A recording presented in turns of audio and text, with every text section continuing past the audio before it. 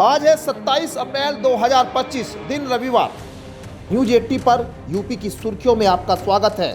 चलिए देखते हैं यूपी की 15 खबरें फटाफट अंदाज में। उत्तर प्रदेश को आर्टिफिशियल इंटेलिजेंस का हब बनाने के लिए योगी सरकार बड़ा कदम उठा रही है। प्रदेश में 10 लाख लोगों को एआई का परीक्षण दिया जाएगा, जिसे दिसंबर 2025 तक पूरा करने का लक्ष्य रखा गया है। इस लक्ष्य को पूरा करने के लिए नामचीन कंपनी को टेकओवर कर भागीदार बनाया जा रहा है। मुख्य सचिव मनोज कुमार सिंह के अनुसार इस पहल का उद्देश्य युवाओं को रोजगार योग्य बनाना और विभिन्न क्षेत्रों में एआई का प्रयोग बढ़ाना है। स्वास्थ्य, शिक्षा, प्रशासन, कृषि समेत कई क्षेत्रों में एआई की मदद से कामकाज को बेहतर बनाया जाएगा। परीक्षण में सरकारी कर्मचारी, शिक्षक, डॉक्टर, नर्स, तकनीकी पेशेवर और किसान शामिल होंगे। यह योजना शहरी और ग्रामीण दोनों क्षेत्रों के लोगों को डिजिटल रूप से सक्षम बनाने की दिशा में अहम मानी जा रही है। मुख्यमंत्री योगी आदित्यनाथ की महत्वाकांक्षी योजना के तहत प्रदेश की 57 नगर पालिकाओं को स्मार्ट नगर पालिकाओं में परिवर्तित किया जा रहा है। नगर विकास विभाग सीएम योगी के विजन इज ऑफ लिविंग के मूल मंत्र के मुताबिक प्रदेश के नगरीय क्षेत्र में नागरिक सुविधाओं का तीव्र गति से विकास कर रहा है। इस क्रम में जहां एक और प्रदेश में 17 स्मार्ट शहर बनाए गए हैं, उसी अनुरूप जिला मुख्यालयों में स्थित 57 नगर पालिकाओं को स्मार्ट नगर पालिकाओं के तौर पर विकसित किया जा रहा है।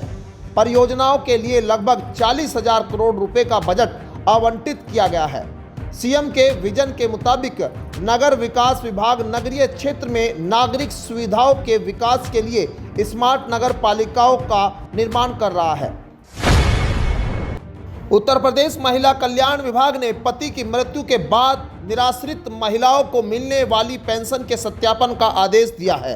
दरअसल इस योजना के अंतर्गत लाभार्थियों की पात्रता की जांच की जाएगी, मृतकों और अपात्रों की पहचान की जाएगी।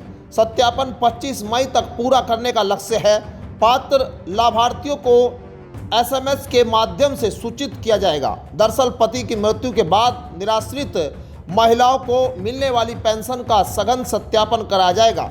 इसका उद्देश्य योजना अंतर्गत लाभान्वित किए गए पेंशनरों के पात्रता की जांच के साथ साथ उनमें मृतकों और अपात्रों का पता लगाना है। बता दें कि इस संबंध में महिला कल्याण निदेशालय ने सभी मंडलायुक्तों और जिलाधिकारियों को पत्र भेजा है।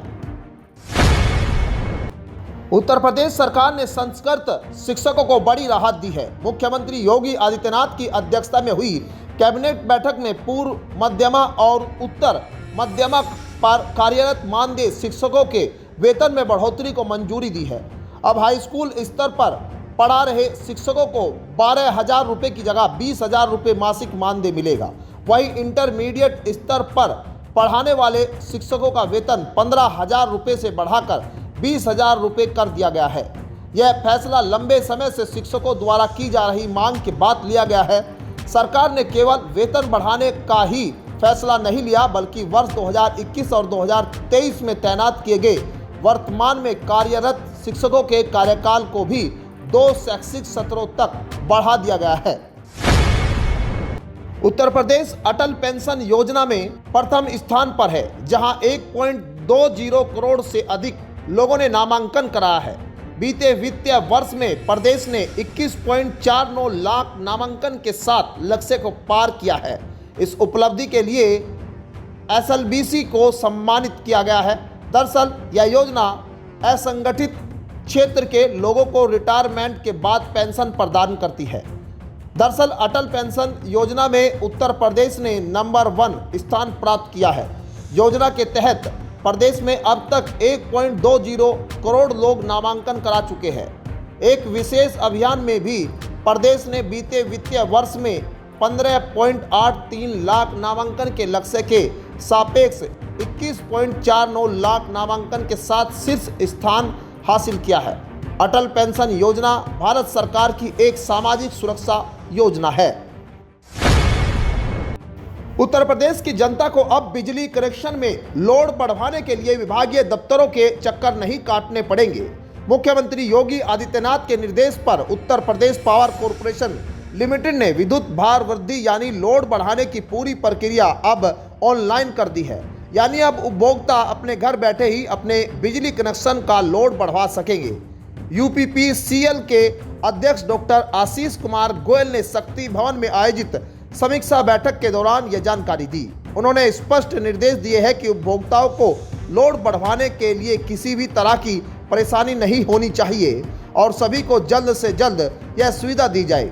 इसके मद्देनजर अब बल्क लोड की स्वीकृति प्रक्रिया को भी पूरी तरह ऑनलाइन कर दिया गया है। देश भर में बहुत से एक्सप्रेसवे का निर्माण किया जा रहा है। उन्हीं में से एक उत्तर प्रदेश सरकार द्वारा प्रस्तावित गंगा एक्सप्रेसवे भी है। इसका उद्देश्य राज्य के पश्चिमी और पूर्वी हिस्सों के बीच कनेक्टिविटी में सुधार करना है। यह एक्सप्रेसवे मेरठ से लेकर प्रयागराज तक लोगों का सफर आसान बनाएगा। बता दें कि यूपी में बन रहे इस एक्सप्रेसवे का काम तेजी से किया जा रहा है। हाल ही में एक्सप्रेसवे के काम का ताज़ा अपडेट सामने आया है, जिसमें बताया गया है कि इसका 79% काम पूरा किया जा चुका है। दरअसल इस एक्सप्रेसवे का अब तक कुल 79% तक काम पूरा किया जा चुका है, जिसमें से स्ट्रक्चर्स 1500 में से 1460 पूरे किए जा चुके हैं। इसके अलावा अर्थवर्क 99% पूरा किया जा चुका। उत्तर प्रदेश के नोएडा में यमुना एक्सप्रेसवे के किनारे विकास की नई परियोजनाओं को केंद्र सरकार की हरी झंडी मिल गई है। केंद्र सरकार ने यमुना एक्सप्रेसवे को 206 एकड़ में इलेक्ट्रॉनिक्स मैन्युफैक्चरिंग क्लस्टर निर्माण को मंजूरी दे दी है। यमुना एक्सप्रेसवे औद्योगिक विकास प्राधिकरण क्षेत्र के सेक्टर 10 में बनने वाले इस प्रोजेक्ट में फ्लैटेड फैक्ट्री कॉम्प्लेक्स, समर्पित मैन्युफैक्चरिंग जोन और इलेक्ट्रॉनिक्स के उत्पादन को समर्थन देने के लिए आधुनिक इंफ्रास्ट्रक्चर होगा। इस क्लस्टर में हैवेल्स एंकर निवेशक के रूप में रहेगी। कंपनी को क्लस्टर के भीतर 50 एकड़ जमीन आवंटित की जाएगी। अधिकारियों के अनुसार इस परियोजना का उद्देश्य यूपी को इलेक्ट्रॉनिक्स मैन्युफैक्चरिंग के केंद्र के रूप में विकसित करना है। उत्तर प्रदेश के गोरखपुर के लोगों को इसी साल जाम से निजात मिल जाएगी। दरअसल इस साल दीपावली तक वाराणसी जाने के लिए गोरखपुर सीमा में शहर के जाम से नहीं जूझना होगा। वाराणसी से गोरखपुर जाने वालों इस साल काफ़ी हद तक जाम से निजात मिल जाएगी। बस आपको दीपावली तक इंतजार करना पड़ सकता है। एकला बांध बांगा गाड़ा 4 लेन रिंग रोड बनेगा। वाराणसी से गोरखपुर जाने वालों इस साल काफ़ी हद तक जाम से निजात मिल जाएगी। बस आपको दीपावली तक इंतजार करना पड़ सकता है। इस 4 लेन रिंग रोड वाराणसी तक सुगम तरीके से जाने के लिए नगर निगम के द्वारा बनाया जाने वाला ये रिंग रोड बनकर तैयार हो जाएगा। बता दें कि गोरखपुर में 4 लेन रिंग रोड का निर्माण कार्य शुरू हो गया है और उत्तर प्रदेश के गोरखपुर में इस सड़क के बनने से सफर आसान हो जाएगा। कानपुर लखनऊ रेल मार्ग पर गंगा पुल के मरम्मत कार्य के लिए लिया गया मेगा ब्लॉक समय से पूरा हो गया है। 29 अप्रैल से 42 मेमू पैसेंजर और नियमित ट्रेनें फिर से शुरू हो जाएगी। इस कार्य के कारण 172 से अधिक ट्रेनें रद्द की गई थी। स्वर्ण शताब्दी और वंदे भारत जैसी ट्रेनों की गति भी बढ़ेगी। दरअसल इस काम के लिए 20 मार्च से 30 अप्रैल तक 45 दिन के लिए प्रतिदिन 9 घंटे का मेगा ब्लॉक लिया गया था। फिर ये समय 8 घंटे कर दिया गया था। इसमें कुछ ट्रेनें पहले ही बहाल हो गई थी। मेगा ब्लॉक से 172 से अधिक ट्रेनें प्रभावित हुई थी। वहीं लखनऊ जंक्शन स्वर्ण शताब्दी एक्सप्रेस, अयोध्या वंदे भारत एक्सप्रेस समेत सुपर फास्ट ट्रेनों की रफ्तार 140 किलोमीटर प्रति घंटा तक हो जाएगी। भविष्य में मिशन गति शक्ति के तहत कानपुर लखनऊ रेल मार्ग पर 160 किलोमीटर प्रति घंटा की रफ्तार से ट्रेनें चलती है। उत्तर प्रदेश के ग्रेटर नोएडा प्राधिकरण ने फ्लैट खरीदारों को बड़ी राहत दी है। प्राधिकरण ने बड़ा निर्णय लिया, जिसके तहत अब फ्लैट की कुल कीमत का 10% भुगतान करने के बाद बिल्डर और खरीदार के बीच एग्रीमेंट टू सेल का पंजीकरण अनिवार्य कर दिया गया है। बता दें कि इससे प्रदेश सरकार के राजस्व की बढ़ोतरी होगी। दरअसल बता दें कि बिल्डर और खरीदार के बीच बिक्री के लिए द्विपक्षीय समझौता पर निर्णय पिछले वर्ष 27 अक्टूबर को प्राधिकरण की 136वीं बोर्ड बैठक में लिया गया था। प्राधिकरण की ओर से कार्यालय आदेश जारी कर इसे तत्काल प्रभाव से लागू कर दिया है। दरअसल नए नियम के तहत खरीदार को संपत्ति के मूल्य के मुताबिक स्टाम्प ड्यूटी जमा कर पंजीकरण कराना होगा। बहुजन समाज पार्टी की राष्ट्रीय अध्यक्ष और पूर्व मुख्यमंत्री मायावती ने एक बार फिर उत्तर प्रदेश में दलितों पर हो रहे अत्याचारों को लेकर राज्य सरकार पर सवाल उठाए हैं। उन्होंने सोशल मीडिया पर 2 हिस्सों में एक बयान जारी कर प्रदेश के विभिन्न जिलों में दलित समाज के लोगों पर हो रही ज्यादती, बारातों पर हमले और बाबा साहेब डॉक्टर भीमराव अंबेडकर व भगवान बुद्ध की मूर्तियों के अपमान की घटनाओं को अत्यंत चिंताजनक करार दिया। मायावती ने लिखा कि यह घटना समाज को तोड़ने वाली है और सरकार को चाहिए कि वह दोषियों के खिलाफ सख्त कार्रवाई करे।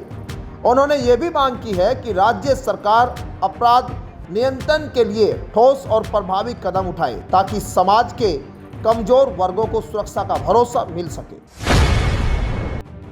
लखीमपुर में भाषण देते हुए उत्तर प्रदेश के मुख्यमंत्री योगी आदित्यनाथ ने पहलगाम में हुए आतंकी हमले को लेकर जमकर निशाना साधा। सीएम योगी ने कहा कि प्रधानमंत्री नरेंद्र मोदी के नेतृत्व में नया भारत किसी को छेड़ता नहीं, लेकिन अगर किसी ने छेड़ा तो उसको छोड़ता भी नहीं। वहीं सीएम योगी पहलगाम हमले में मारे गए पर्यटकों के प्रति अपनी संवेदना व्यक्त करते हुए इस कायराना हमले की निंदा करते हुए नजर आए। इस दौरान सीएम योगी ने कहा कि सभ्य समाज में आतंकवाद के लिए कोई जगह नहीं हो सकती, अराजकता के लिए कोई जगह नहीं हो सकती। भारत सरकार की सुरक्षा, सेवा और सुशासन का जो मॉडल है वह विकास पर आधारित है। लखनऊ में एक बार फिर सियासी तापमान बढ़ गया है। भारतीय जनता पार्टी और समाजवादी पार्टी के बीच पोस्टर वार शुरू हो गया है। बीजेपी युवा मोर्चा के नेता अमित त्रिपाठी ने लखनऊ स्थित भाजपा प्रदेश कार्यालय के बाहर एक तीखा पोस्टर लगवाया, जिसमें समाजवादी पार्टी के मुखिया अखिलेश यादव को सीधे तौर पर घेरा गया है। पोस्टर में अखिलेश यादव पर आरोप लगाया कि उन्होंने माफिया मुख्तार अंसारी की मौत पर तो संवेदना जताई, लेकिन जम्मू कश्मीर के पहलगाम में आतंकी हमले में मारे गए उत्तर प्रदेश के युवक शुभम द्विवेदी के परिवार से मिलने तक नहीं गए। पोस्टर में सवाल उठाया गया कि क्या अखिलेश यादव की भावनाएं सिर्फ अपराधियों के लिए ही है? क्या उन्हें हिंदुओं के दर्द से कोई सरोकार नहीं? देश के अधिकांश राज्यों में भीषण गर्मी पड़ रही है। कई राज्यों में तापमान 40 डिग्री के पार चला गया। चिलचिलाती गर्मी से जल्द लोगों को राहत मिलने वाली है। दरअसल भारतीय मौसम विज्ञान के अनुसार देश में मौसम में बड़ा बदलाव देखने को मिलने वाला है। आईएमडी के मुताबिक 29 अप्रैल 2025 तक भारत के पूर्वी भागों में आंधी, बिजली, ओलावृष्टि और तेज तूफानी हवाओं के साथ बारिश का एक नया दौर शुरू हो रहा है। दिल्ली, राजस्थान, मध्य प्रदेश, उत्तर प्रदेश, बिहार समेत 24 राज्यों में तेज हवाओं के साथ बारिश होने और बिजली गिरने की संभावना है। मौसम विभाग के मुताबिक कई राज्यों में मौसम बदल सकता है। तो ये थी आज की 15 फटाफट खबरें। अगर आपको वीडियो पसंद आया तो वीडियो को लाइक, शेयर व कमेंट जरूर करें। धन्यवाद।